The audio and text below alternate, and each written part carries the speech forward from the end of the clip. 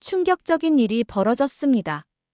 디자인을 하던 어느 외국인이 낯선 문자 하나를 보고 눈물을 쏟았습니다. 처음엔 단순한 흥미였고 우연이었으며 아무 의미도 없던 시작이었습니다. 그러나 그 만남은 곧 그의 일상을 뒤바꾸고 언어의 경계를 넘어 사람들의 마음을 울리게 됩니다. 그가 본 것은 단지 글자였습니다. 하지만 그 글자 속에는 역사, 과학, 정신, 그리고 무엇보다 사람이 있었습니다. 어느 나라에도 없고 그 누구도 따라할 수 없는 그 무언가.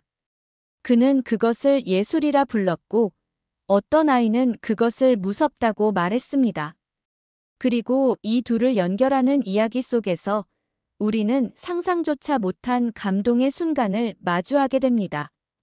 이 이야기를 다 보고 난 후 아마 여러분도 똑같이 말하게 될 겁니다. 이건 그냥 폰트 이야기가 아니에요.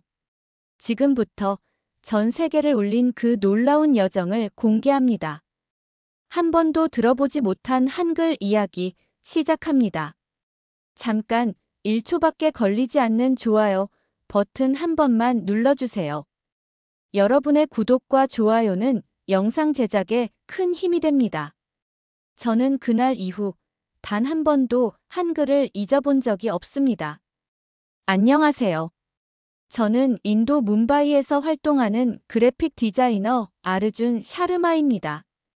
이 사연은 한 디자이너의 지친 삶 속에 피어난 아주 특별한 문자의 이야기입니다. 저를 살리고 꿈을 바꾸고 세계를 다시 보게 만든 그 이름. 한글. 20살부터 디자인 일을 시작해서 어느덧 10년을 넘겼습니다. 광고 포스터, 브랜드 로고, 간판 타이포그래피까지 뭄바이의 빠른 속도에 맞춰 쉼 없이 작업했습니다. 하지만 어느 순간부터였을까요? 창작이 아니라 반복이 제 일상이 되어 있었습니다. 힌디어와 영어, 수없이 재탕되는 스타일과 제한된 조형 속에서 제 감각은 점점 무뎌지고 있었습니다. 뭐 좀 새로운 것 없을까? 그렇게 평소처럼 사무실에서 쉬는 시간, 영감을 얻기 위해 유튜브를 켰습니다. 추천 영상에 떠오른 것은 인기 K-팝 아이돌의 뮤직비디오였어요. 솔직히 말하면 K-팝에 특별한 관심은 없었습니다.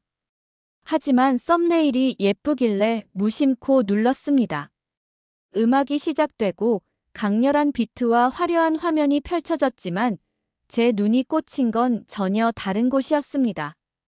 바로 화면 하단에 떠오른 한글 자막. 처음 보는 문자였습니다.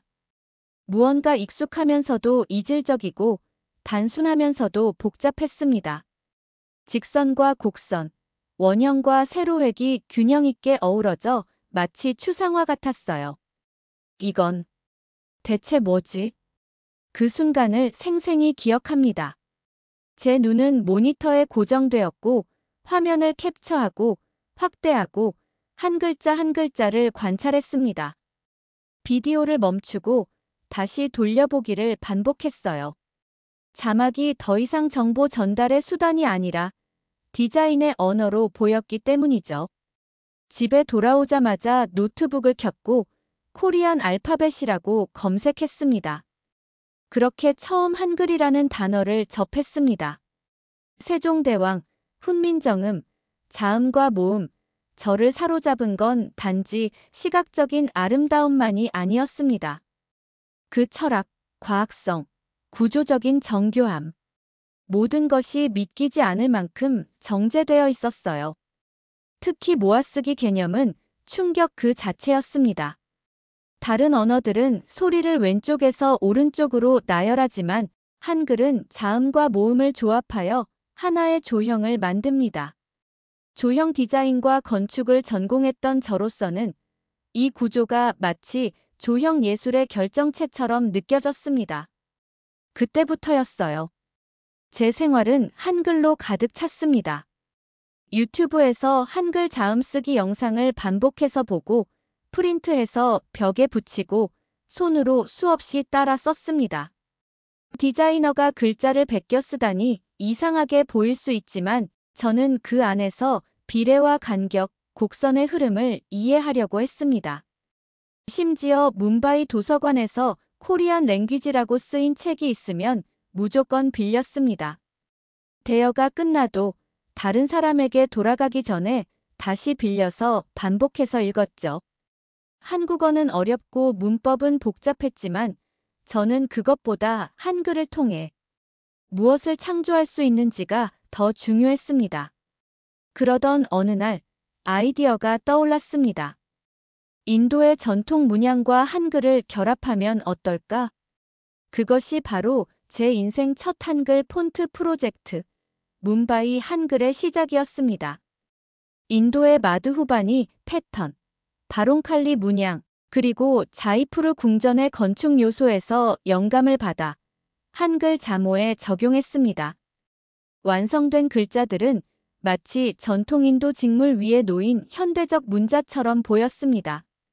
제법 괜찮다고 생각했습니다. 드디어 온라인 디자인 포럼에 공유했습니다. 인도 디자이너가 만든 한글 폰트, 뭄바이 한글. 기대 반 설렘 반으로 반응을 기다렸죠. 초반에는 격려의 댓글도 있었습니다. 디자인이 예쁘네요. 재밌는 시도예요. 같은 말들이요. 하지만 시간이 지나자 점점 다른 반응이 쏟아졌습니다. 자음과 모음의 조합 방식이 완전히 틀렸어요. 이건 한글의 기본을 무시한 디자인입니다. 글자 같지가 않아요. 장식물 같네요. 한글에 대한 존중이 없는 듯해요. 너무도 뼈아픈 말들이었어요. 누군가는 조롱 섞인 말로 한글 코스프레라고까지 했습니다. 저는 깊은 좌절에 빠졌습니다. 좋아하는 한글에 대한 디자인 작업물이었기에 마음이 더 아팠습니다.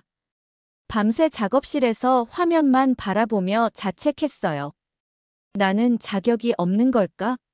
한글은 내게 너무 높은 벽인 걸까? 하지만 이 좌절 속에서 저는 깨달았습니다. 한글을 예뻐한다고, 그 구조를 이해했다고 착각하면 안 된다. 문화란 그 깊이를 배워야 한다. 그때부터 저는 한국어를 제대로 공부하기 시작했습니다. 언어의 뿌리를 알지 못하고는 진정한 글꼴 디자이너가 될 수 없다는 걸 알았거든요. 동시에 한글 타이포그래피 전문가들의 책을 수입해서 읽고 논문을 찾아 번역기에 돌려가며 분석했습니다. 그러다 한국의 한 타이포그래피 석학에게 메일을 보냈습니다. 김민수 교수님, 저를 제자로 받아주실 수 있을까요? 그분께서 단 한 줄의 답장을 주셨습니다. 좋아요. 진심이라면 함께 공부합시다. 그것이 제 두 번째 여정의 시작이었습니다. 폰트는 그 나라의 손글씨입니다. 그리고 손글씨엔 마음이 담깁니다. 2021년 가을, 제 인생에 가장 큰 전환점이 찾아왔습니다. 바로 김민수 교수님과의 첫 만남이었습니다. 이전까지는 단지 온라인 강의나 책을 통해서만 한국 타이포그래피를 접했지만 이제는 직접 한국의 현역 디자이너에게 배우게 된 것이죠. 그날을 잊을 수 없습니다. 줌 화면에 등장한 김민수 교수님은 제게 웃으며 말씀하셨습니다. 샤르마 씨, 뭄바이 한글은 디자인적으로 흥미로운 시도입니다. 하지만 그것은 어디까지나 형태만을 담았어요. 맥락을 담으려면 조금 더 깊이 들어가야 합니다. 맥락이라는 단어. 그것이 제게 강하게 꽂혔습니다. 지금껏 저는 시각적 아름다움에만 몰두했습니다. 한글의 역사적 배경, 사용자의 심리, 글자 배열이 가지는 문화적 의의는 고려하지 못했던 거죠. 김 교수님은 제게 여러 자료를 보내주셨습니다. 훈민정음 해례본의 현대어 해석본, 조선시대 한글 간판 사진, 조형 이론이 담긴 전공 서적, 실제로 인쇄소에서 사용하는 활자 도면까지요. 그 자료들은 처음엔 너무 어려웠습니다. 문장 하나하나를 번역기와 사전을 돌려가며 겨우 이해할 정도였어요. 하지만 교수님은 조급해하지 말라고 하셨습니다. 한글은 600년의 역사를 가진 문자입니다. 이해하는데 시간이 걸리는 건 당연해요. 중요한 건 존중의 자세입니다. 그 말에 저는 큰 위안을 받았고 동시에 다짐했습니다. 이번엔 진짜 제대로 배워보자. 하루 일과가 바뀌었습니다. 오전에는 클라이언트 작업을 마친 뒤 오후 4시부터 새벽 2시까지는 오로지 한글 공부에 몰두했습니다. 우선순위는 한국어 공부가 되었습니다. 한글을 디자인하려면 그 문자의 사용 맥락을 이해해야 하니까요. 온라인 한국어 학습 플랫폼 세종학당에 등록하고 레벨 1부터 차근차근 공부하기 시작했습니다.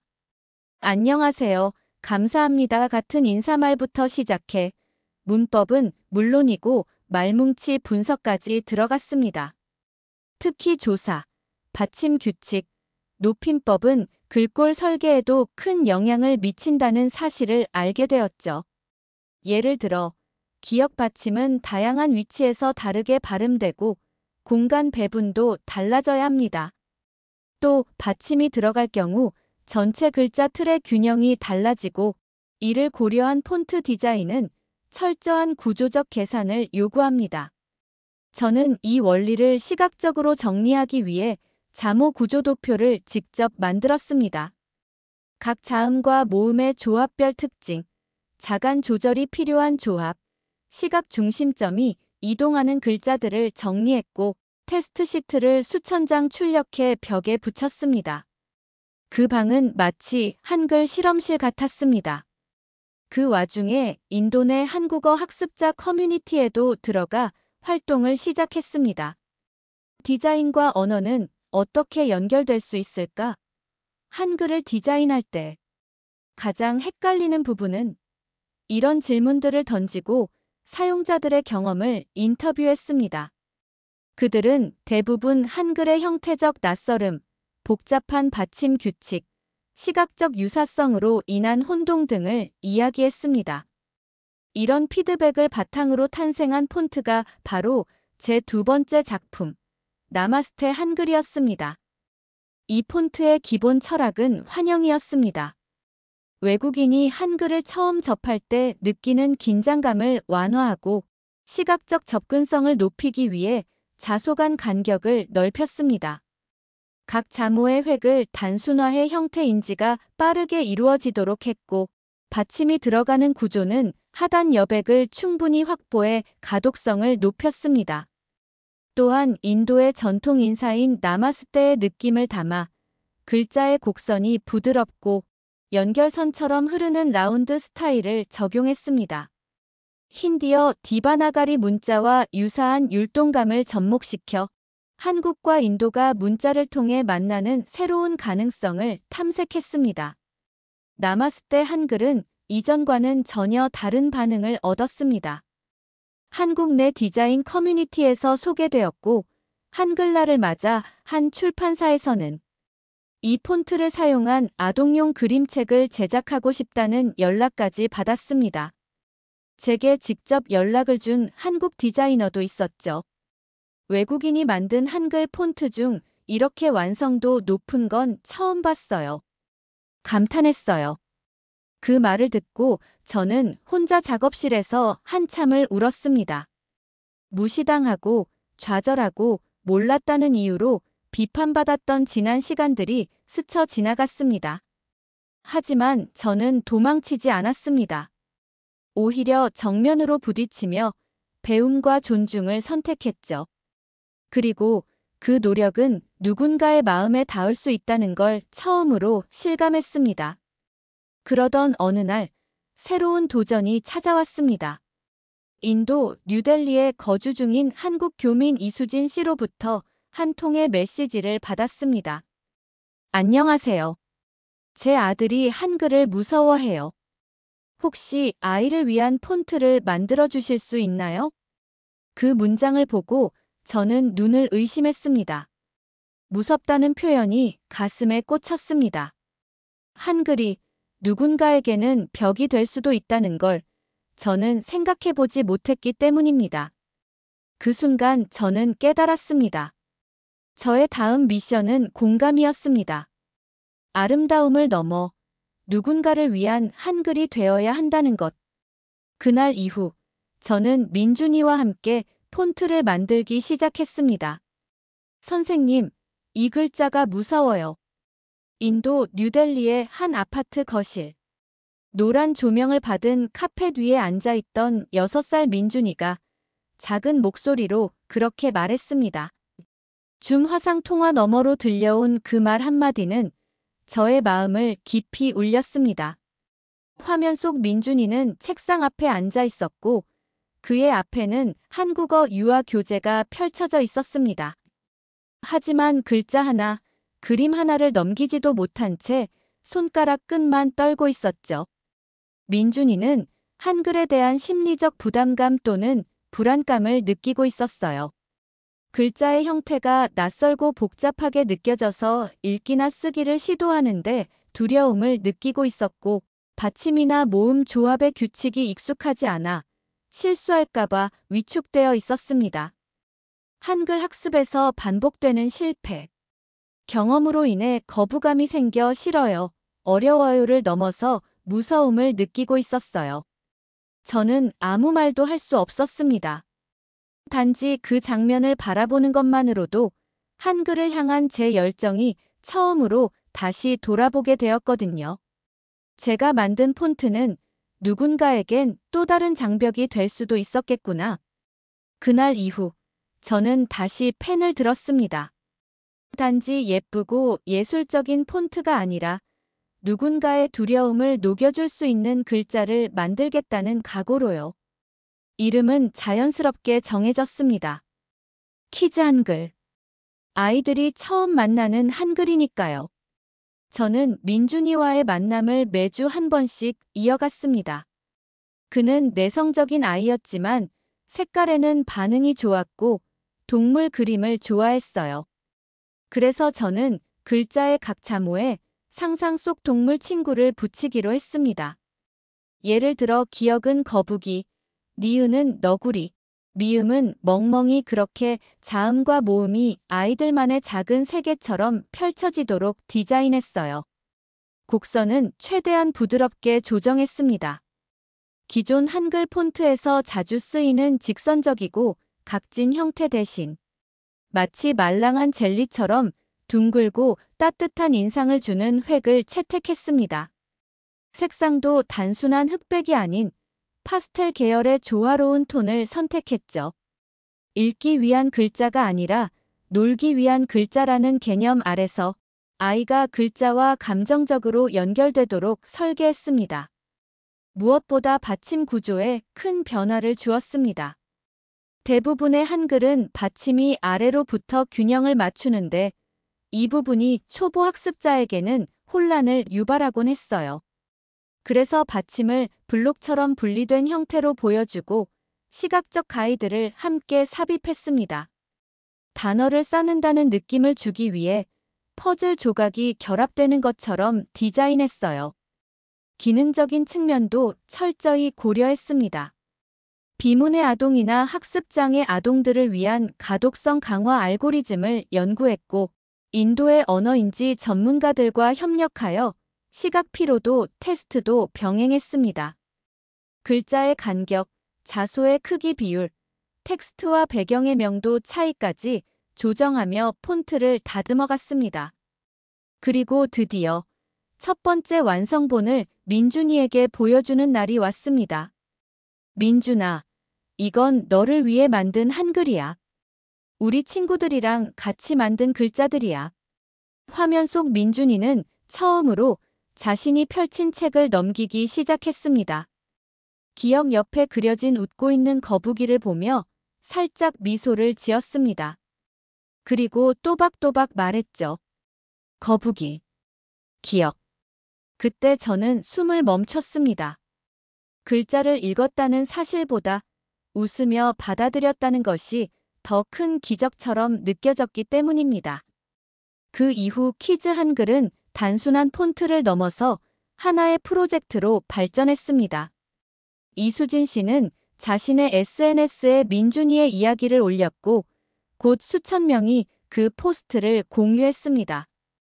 한글을 처음 접하는 해외 한국인 아이들, 입양된 한국계 아이들, 심지어는 한국 내 저소득층 유아교육기관에서도 관심을 보였습니다. 이 폰트를 유치원에서 쓰고 싶어요. 우리 아이가 글자 쓰는 걸 좋아하게 됐어요.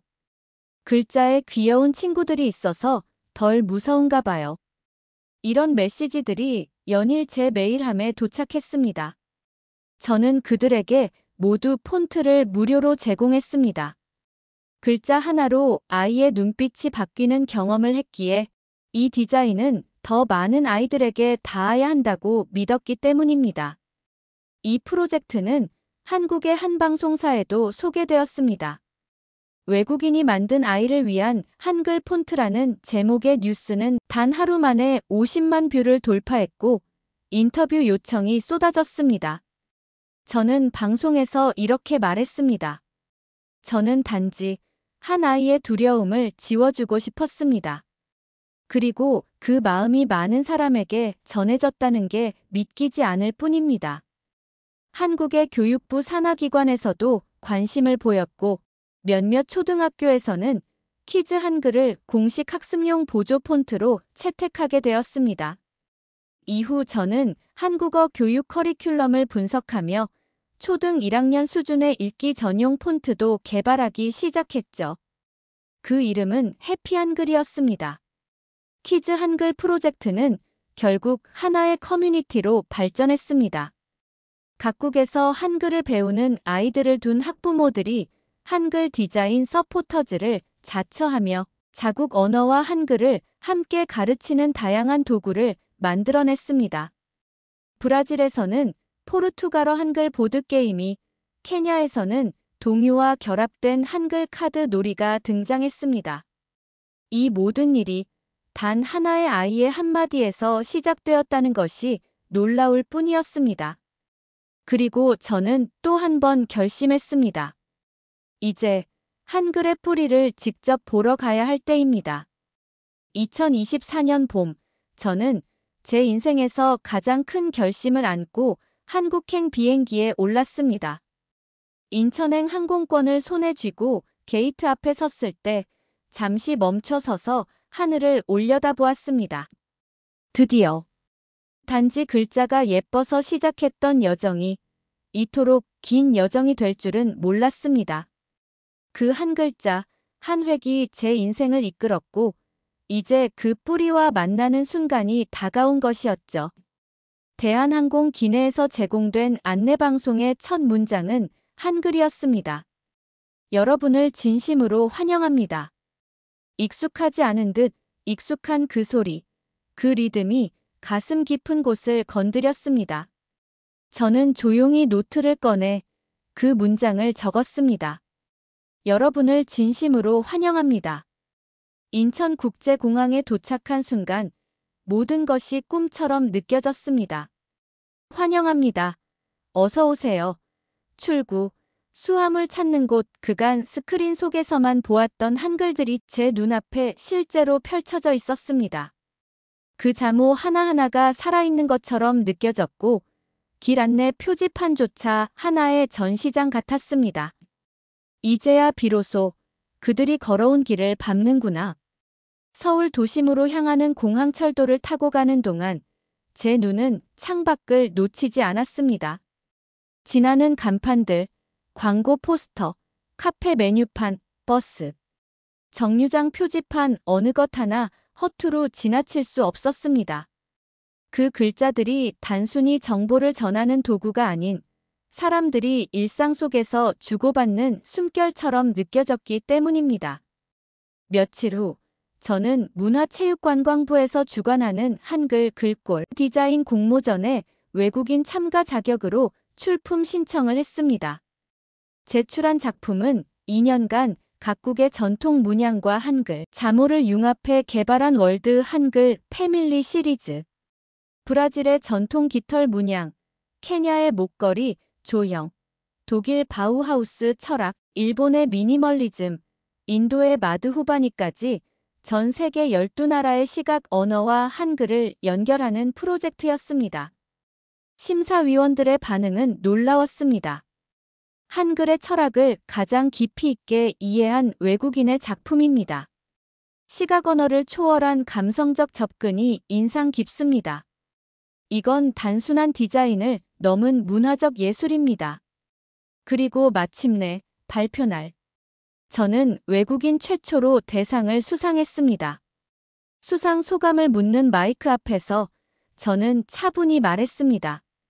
저는 한글의 예술성에 반했고 그 구조에 경외했고 이제는 그 마음에 감동합니다. 한글은 단지 한국어의 문자 체계가 아니라 인류 전체가 나눌 수 있는 디자인 언어라고 믿습니다.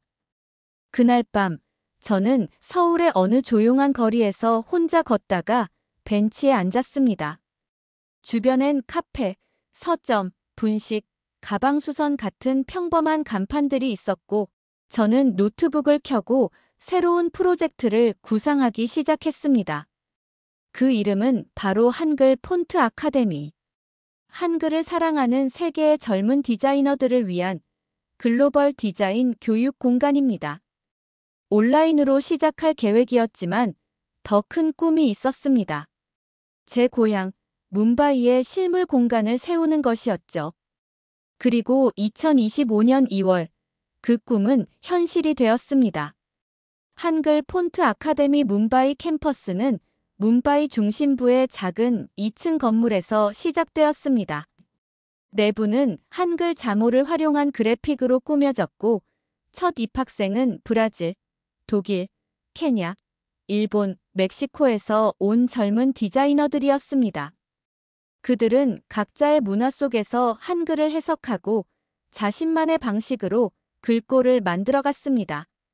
누군가는 페르시아 문양과 결합했고 누군가는 아프리카의 붓글씨 스타일을 접목했습니다. 저는 그 과정을 바라보며 매일같이 감탄했습니다. 이게 바로 제가 그토록 바라던 세계였습니다. 그리고 어느 날 첫 수업을 마친 후 한 학생이 조심스럽게 제게 다가와 말했습니다. 선생님, 저는 지금까지 문자를 그저 정보로만 생각했어요. 그런데 한글은 감정이 들어간 언어라는 걸 이제야 알게 됐어요. 그 말을 들으며 저는 조용히 고개를 끄덕였습니다.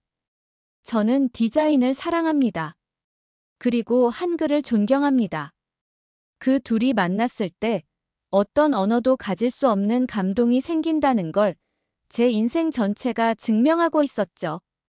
이제 제 꿈은 단 하나입니다. 한글의 아름다움은 언어의 장벽을 넘어 모두에게 닿을 수 있어야 합니다. 세계 곳곳의 아이들과 디자이너들, 글자를 통해 세상을 새롭게 보는 사람들. 그들이 한글을 통해 웃고 배우고 성장할 수 있도록 저는 계속해서 펜을 들 것입니다. 마지막으로 이 이야기를 보고 계신 여러분께 말씀드리고 싶습니다. 한글은 단지 글자가 아닙니다. 그것은 배려의 언어이고 디자인의 철학이며 인간 존엄을 담은 예술입니다. 이 놀라운 문자와 함께 걷고 싶은 모든 분들, 저희 한글 폰트 아카데미의 문은 언제나 열려 있습니다. 지금까지 제 사연을 들어주셔서 감사합니다. 이 영상이 조금이라도 감동적이었다면 좋아요와 구독 부탁드립니다. 그리고 혹시 여러분만의 한글 이야기가 있다면 저에게 꼭 들려주세요. 다음 한글 이야기에서 다시 만나요. 감사합니다.